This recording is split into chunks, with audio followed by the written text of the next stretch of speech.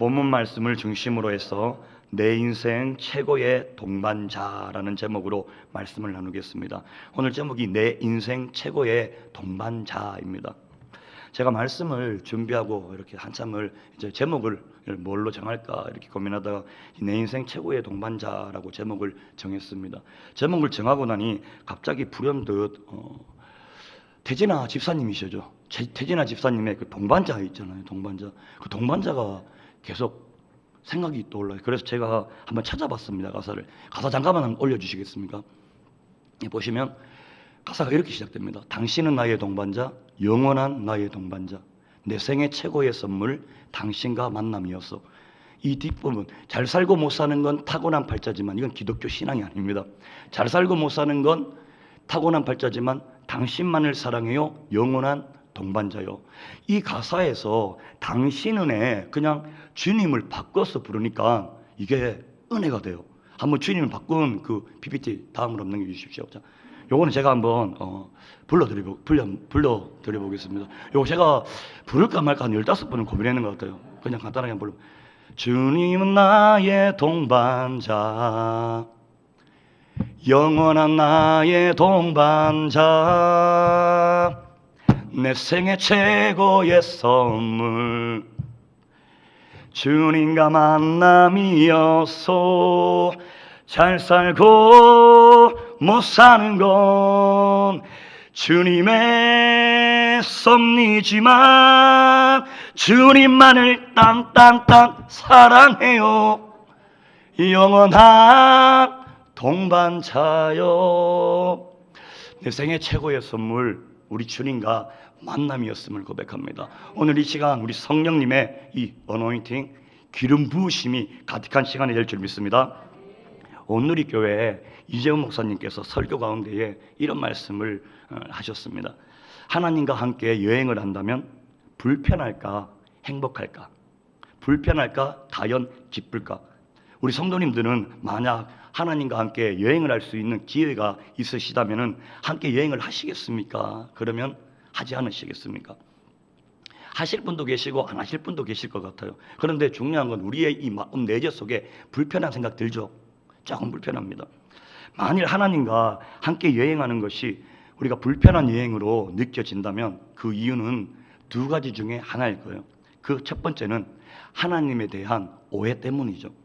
일주일에 한 번, 한두 시간 정도 성전에서 만나는 것은 괜찮지만 내가 지금 한 달 가까이 여행을 하는데 함께 방을 쓰면서 한 달 동안 함께 지낸다는 것, 왠지 모르게 조금 불편하다는 생각을 가지죠. 이 생각은 하나님은 굉장히 완고하고 엄격한 하나님으로 우리가 오해하고 있기 때문입니다.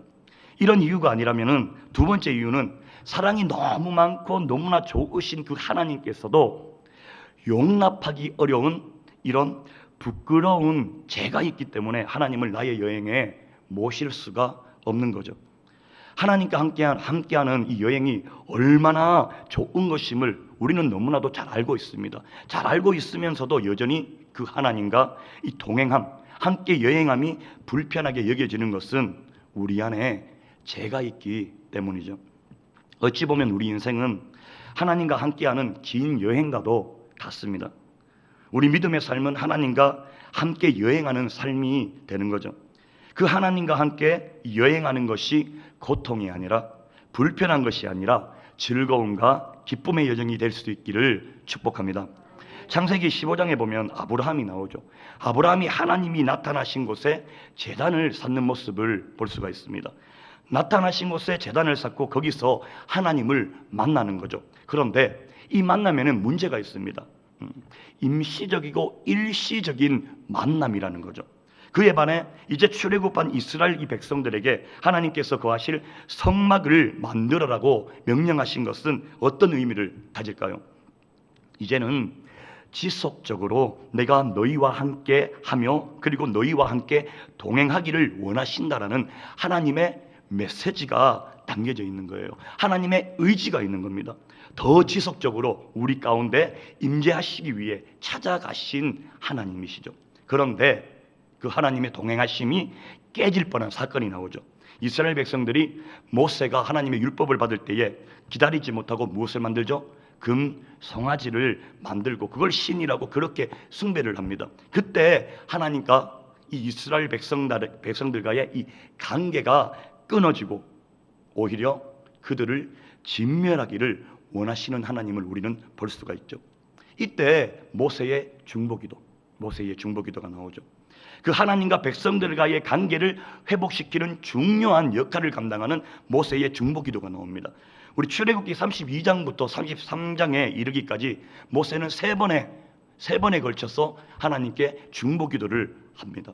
이 세 번의 중보기도를 통해서 깨어졌어야 마땅했던 그 하나님과 이스라엘 백성들과의 관계가 회복되어집니다. 오늘날 코로나로 너무 어려운 환경 가운데에 나아갑니다. 다음 세대에 복음을 전하기가 너무 어려운 패역한 세대 가운데에 나아갑니다. 바로 이때에 우리가 먼저 이 모세와 같이 중보기도를 통하여서 하나님과 관계가 깨어진 이 부분을 수습하고 그리고 다시 세워야 할 줄 믿습니다. 하나님 이 백성을 용서하십시오.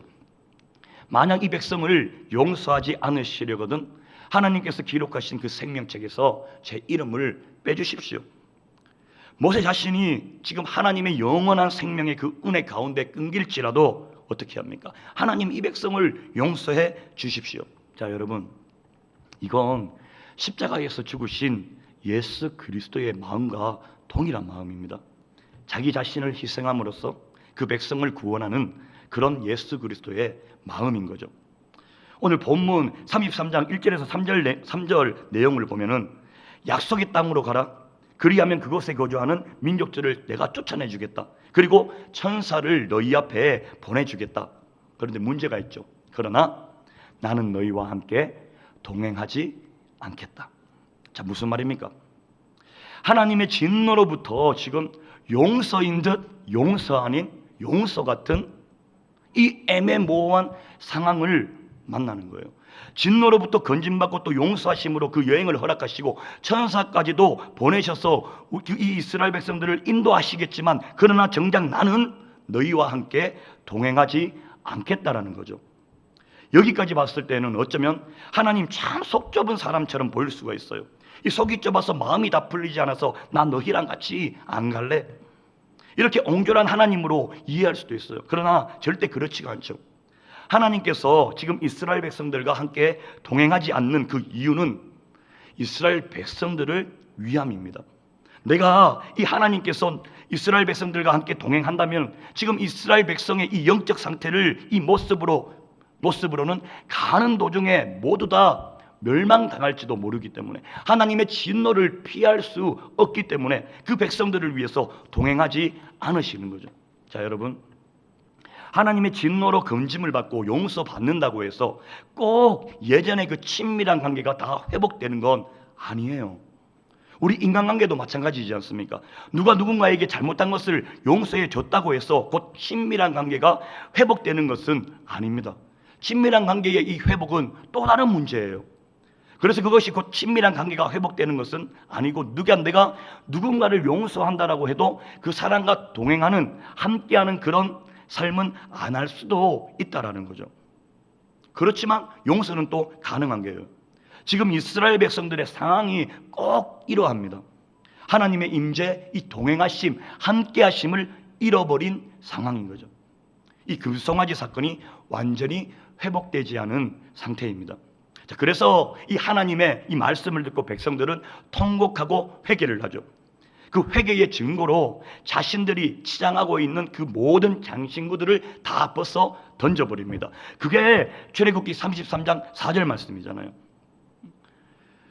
그 장신구들을 다 벗어버렸다 하면 애굽으로부터 가지고 나온 그 모든 잔재들, 그 문화적인 모든 잔재들까지도 청산하면서 철저히 회개를 했다라는 의미를 가집니다. 그리고 이제 모세는 그 후에 이 세 번째, 오늘 본문에 나오는 이 세 번째 중보기도를 드리는 거죠. 이게 바로 오늘 본문에 나타난 모세의 중보기도입니다. 우리 오늘 본문 12절 13절 말씀 다 함께 한번 읽어보겠습니다. 오늘 본문 12절 13절, 자, 시작. 모세가 여호와께 아뢰되 보시옵소서, 주께서 내게 이 백성을 인도하여 올라가라 하시면서 나와 함께 보낼 자를 내게 지시하지 아니하시나이다. 주께서 전에 말씀하시기를 나는 이름으로도 너를 알고 너도 내 앞에 은총을 입었다 하셨사온즉 내가 참으로 주의 목전에 은총을 입었사오면 원하건대 주의 길을 내게 보이사 내게 주를 알리시고 나로 주의 목전에 은총을 입게 하시며 이 족속을 주의 백성으로 여기소서. 아멘. 자, 모세는 하나님과 친구와 이야기한 같이 친밀한 대화를 통해 이 이스라엘 백성을 향한 중보를 이어갑니다. 이 모세의 중보 기도의 목표는 무엇입니까? 회복이에요. 회복입니다. 그 이스라엘 백성이 금수 송아지를 만들기 이전에 하나님과의 관계를 회복시키는 거죠. 오늘 이 새벽에도 함께 하시는 우리 성도님들도 하나님과 깨어진 관계가 있으시다면 지금 바로 이 시간 회복되어 주실 줄 믿습니다. 어떻게 해요? 이 모세의 기도를 통해서 우리는 알 수가 있습니다. 모세는 이렇게 기도를 합니다. 그 첫 번째 13절에 나오죠. 주의 길을 가르쳐 달라. 주의 길을 가르쳐 달라. 우리는 스스로 하나님의 길을 알 수 있습니까? 없습니까? 알 수가 없어요. 그래서 많은 시편 기자들 보면은 주의 길을 내게 허락하소서, 내가 행할 길을 나에게 가르쳐 주시고 보여 주옵소서라는 이 기도를 많이 하는 것을 볼 수가 있죠. 하나님께서 원하시는 길이 무엇인지 알고 가는 것. 우리 담임 목사님의 목회 철학 첫 번째가 무엇입니까? 방향 설정. 방향 설정입니다. 주의 길을 가르쳐 달라. 그리고 두 번째는 계속해서 뭐죠? 무엇을 달라? 은총을 입게 해달라. 계속해서 나에게 은총을 입게 해달라고 기도를 합니다. 우리가 하나님의 이 은총을 입은 자라면 하나님 그 은총을 계속해서 나에게 허락하시고 계속해서 나에게 부어 주옵소서. 너희는 먼저 그의 나라와 그의 의를 구하라. 그리하면 더하여 주는 은혜. 이 더하여 주는 은혜. 수요 예배 때 담임 목사님 설교 제목 기억하십니까? 벼랑 끝에 임한 하나님의 은혜. 벼랑 끝에 임했는데 하나님의 은혜가 또한 임한다라는 거죠. 우리가 아무리 심한 하나님의 그 심판 가운데에 처해 있을지라도 우리가 유일하게 간구할 수 있는 이 회복의 근거는 무엇입니까? 오직 하나님의 은혜밖에 없어요. 나의 행함이 아닙니다. 오직 하나님의 은혜로 말미암음입니다. 이 은혜가 무엇입니까? 받을 자격이 없는 자가 베풀 의무가 없는 바로 그분에게로부터 받는 것을 은혜라고 이야기를 하잖아요. 그래서 우리는 아무리 받을 자격이 없고 아무리 주고 마땅한 죄인이라 할지라도 우리가 하나님 앞에 구할 수 있는 그 근거는 하나님의 은혜를 베풀어 달라. 하나님의 긍휼함을 잊기를 원합니다라는 기도예요. 자, 이 기도는 어떠한 상황 속에서도 우리가 하나님 앞에 구할 수 있는 하나님 백성, 하나님 자녀됨의 특권인 줄 믿습니다. 자, 여러분, 하나님 앞에 우리가 선한 삶을 살아야 하잖아요. 그죠? 선한 삶을 살아야 합니다. 이거 정말 귀한 삶이죠. 그러나 그 삶이, 이 선한 삶이 우리가 하나님 앞에 나아가는 근거가 되어서는 안 돼요. 우리는 여전히 불완전하고 죄 가운데에 있지만 하나님의 은혜를 구하는 이 겸손한 마음, 이 간절한 마음으로 나아가는 것, 이것을 하나님께서는 더욱 기뻐하신다는 거예요.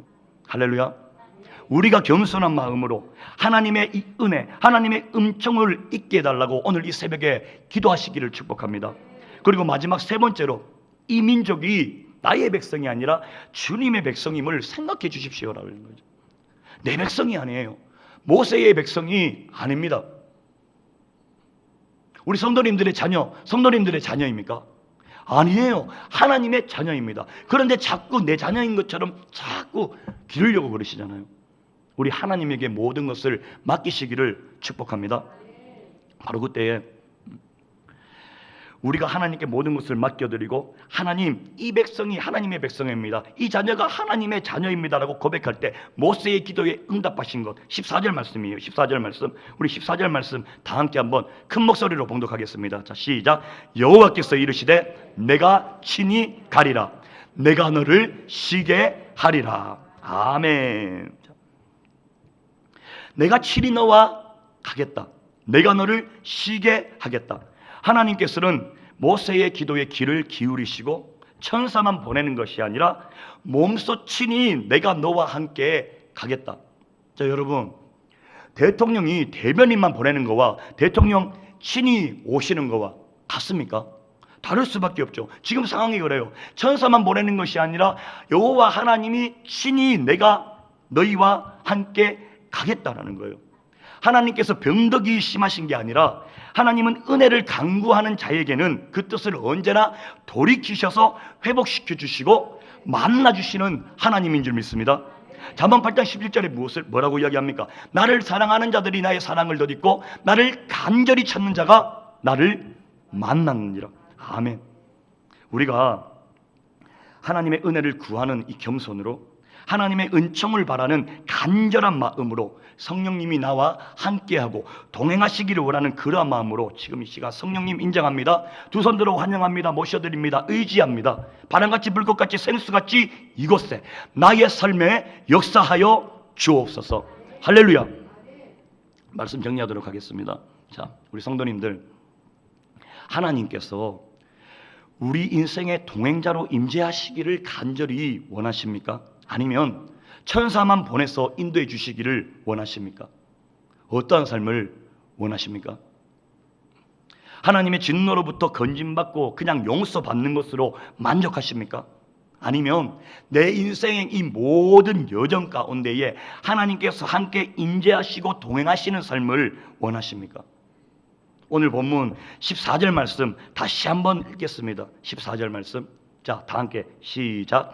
여호와께서 이르시되 내가 친히 가리라. 내가 너를 쉬게 하리라. 지금 하나님께서 우리 성도님에게 말씀한 것이에요. 내가 친히 가리라. 내가 너를 쉬게 하리라. 우리가 이 땅을 여행하는 동안 내가 친히 너와 함께 가겠다라는 약속을 우리에게 주셨습니다. 함께 하시는 주님으로 말미암아 우리는 이 여행이 아무리 거칠고 위험한 길이라고 할지라도 비바람을 맞는 길일지라고 할지라도 하나님께서 친히 동행해 주시는 길이라면 두렵지 않고 안전한 길이 될 줄로 믿습니다. 하나님께서는 말씀하시죠. 볼지어다 내가 세상 끝날까지 너희와 함께 하리라. 두려워 말라. 내가 너와 함께 함이라. 놀라지 말라. 내가 너의 하나님이 됨이라. 하나님의 동행하심과 인재하심을 날마다 체험하는 우리 성도님들이 되시기를 주님의 이름으로 축원드립니다. 기도하겠습니다. 정죄하고 거룩하신 하나님, 하나님의 진노로부터 건진받고 간신히 구원받는 그런 인생이 아니라 매일매일의 우리의 인생 여정에서 주님의 임재하심을 체험하는 삶이 되어지길 원합니다. 두려워 말라. 내가 너와 함께함이라. 놀라지 말라. 내가 너의 하나님이 됨이니라. 우리가 이 땅을 여행하는 동안 친히 나와 함께 하시며 나의 그늘이 되어주시는 그 하나님을 기억하며 오늘도 승리하는 삶을 살게 하여 주옵소서. 이 시간 우리의 연약함, 우리의 부족함, 주님의 두 손에 모든 것을 맡겨드리며 나아갑니다. 연약한 것 세워주시고 부족한 것 채워주셔서 우리의 삶 가운데에 기적을 베푸시는 역사하시는 동행하시는 하나님을 만나 그 하나님을 또 많은 이들에게 전하며 나누어주며 간증하는 간증의 주인공이 되게 하여 주옵소서. 하나님, 이 시간 또 올려드린 감사 예물이 있습니다. 가족 모두 성령 충만하여 날마다 여호와를 앙망하는 삶으로 인도하여 주옵소서. 여호와께 소망을 두고 기도합니다. 유재웅 전도사, 김세희 간사 사역을 위해 기도합니다. 은혜 가운데 리모델링을 마치게 하시고 채워가시는 주님 감사합니다. 주님께서 주신 기회 붙잡고 승리하며 살아계신 나의 주님 영광 올려드리겠습니다. 가족의 평안과 은혜에 감사합니다. 감사 예물이 있습니다.